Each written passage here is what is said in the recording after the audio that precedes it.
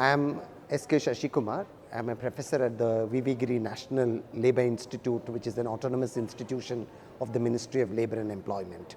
See, migration has always been a very important dimension in India's development perspective. Historically, it's been important. Contemporary also, it is important. And if you look at the migration trends, what you see is like there's a major diversification of migration trends from India. You see a lots of high-skilled migration now to European countries, which itself, I'm excluding UK from that because it used to be traditionally to UK. Even if you take UK away, there is diversification to other countries, including student mobility. So that itself gives space for tremendous opportunities for dialogue within the framework of India-EU migration. Secondly, many a times what happens is like we think that we are managing migration, but we do not manage migration. Unless and until there is a very strong and continuous dialogue, migration is a very dynamic entity.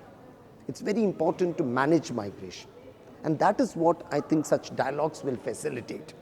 Because many a times what happens is if there's a problem, you try to respond to it.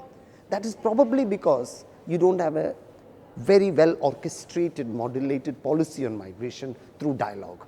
So I think that's what makes India-EU migration dialogue very central to me.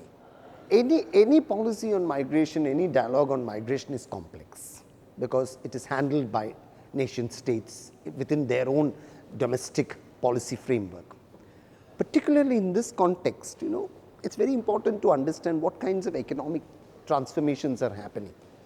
EU in general is undergoing a slowdown in as far as their economy is concerned, whereas India is one of the fast growing economies. So there is definitely this problem, Second issue that we need to consider is like the changes in political structures that is happening.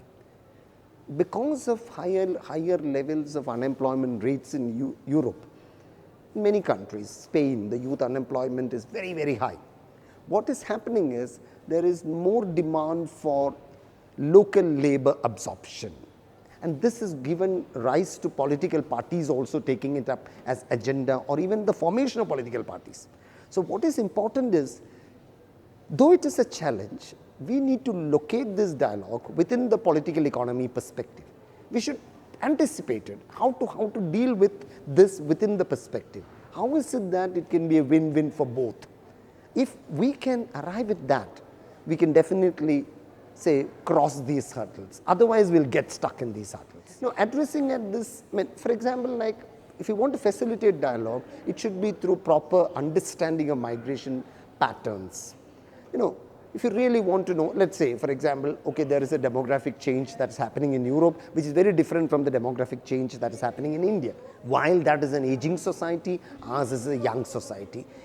Let me give you an example. When there's an aging society, there is a lots of demand for geriatric care.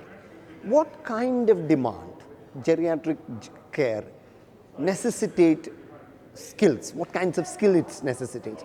India can respond to it.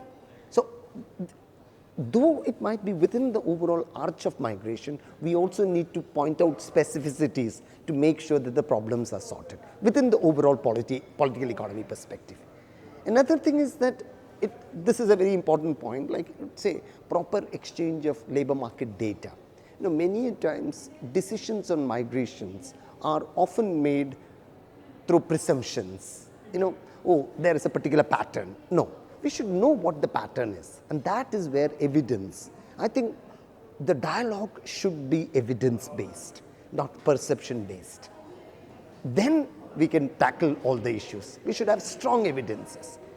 We should bring in good case studies. We should see why problems exist. We should deal with it and then think in terms of solutions.